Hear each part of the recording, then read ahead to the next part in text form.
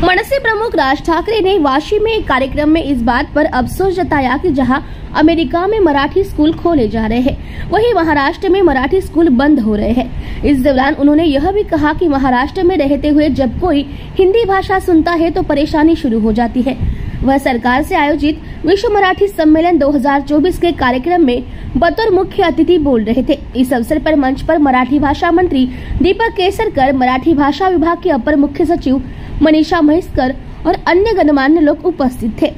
दरअसल विश्व मराठी सम्मेलन 2024 का आयोजन नवी मुंबई में सिडको प्रदर्शनी में किया जा रहा था। रविवार को इस प्रदर्शन का दूसरा दिन था।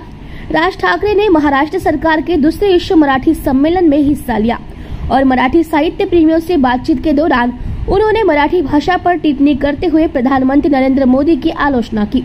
उन्होंने यह भी कहा कि यह कोई छोटी बात नहीं है कि महाराष्ट्र में मराठी स्कूल बंद हो रहे हैं, जबकि अमेरिका में मराठी स्कूल खोले जा रहे हैं।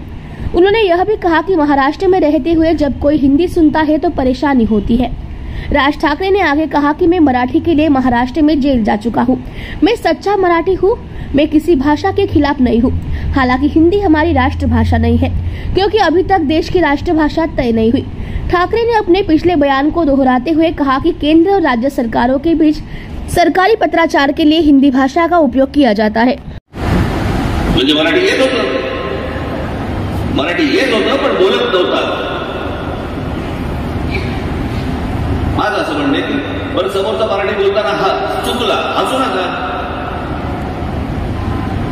आपण समोरचा मराठी बोलताना चुकलं तर आपण हसतो, तिथे चेष्टा करतो, म्हणून लोक समोरची बोलायला पण जात नाही। चेष्टा करू नका, सुधारवा।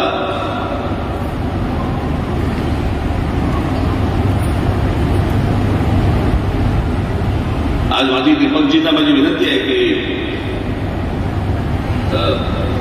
काय आज माईक समोर आल्यानंतर थोडंसं मला राजकारण बाजूला ठेवायला लागतं, काही गोष्टी बाजूला ठेवून बोलावं लागतं। त्यात सरकारचा कार्यक्रम आहे म्हटल्यानंतर अजून थोडं काही अजून गोष्टी बाजूला ठेवायला लागतात। आपण एखाद्या पाहुण्याच्या घरी जावं त्याचा उद्धार करावा, कशासाठी करायचं?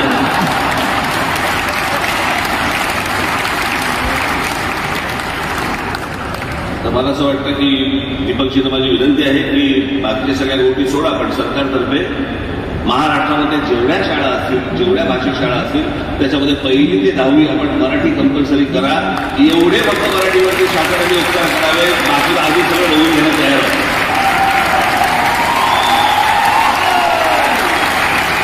आज अनेक जणांचे परदेशातून आलेले आहेत। आज दीपकजी केसरकर, तुम्ही मनापासून आभार मानतो। तरी गेल्या वर्षी देखील मला बोलवलं होतं, परंतु मला वेळेवर येता येत नव्हतं, परंतु यावेळेस त्यांनी ऍडव्हान्स बुकिंग केल्यामुळे मला ना बोलता येतं। पण मी त्याचे आभार मानतो। म्हैसकर मॅडम, आपले देखील आभार। इथे अनेक प्रदेशामधून लोक आलेले असतील, आपल्यालाही अनेक दिवसांनी आपल्याला या मायभूमीमध्ये, मराठी भूमीमध्ये येऊन बरं वाटलं असेल। ज्यावेळेला मी तिथे जूनला येईल, त्यावेळेला आपल्याशी प्रत्यक्ष भेटण्याचा योग येईल, त्यावेळेला मी प्रत्यक्ष भेटेन आणि आलेल्या सर्व माझ्या बांधवांना, बहिणींना आणि या टेलिव्हिजन चॅनलच्या माध्यमातून माझं बोलणं ऐकत असलेल्या लोकांना फक्त मी परत जाता एकच सांगेन, बाकी कशाची गरज नाहीये। फक्त जो समोर येईल त्याच्याशी फक्त मराठीत बोला, एवढीच फक्त विनंती करतो आणि आपण सर्वांची गरज आहे। धन्यवाद।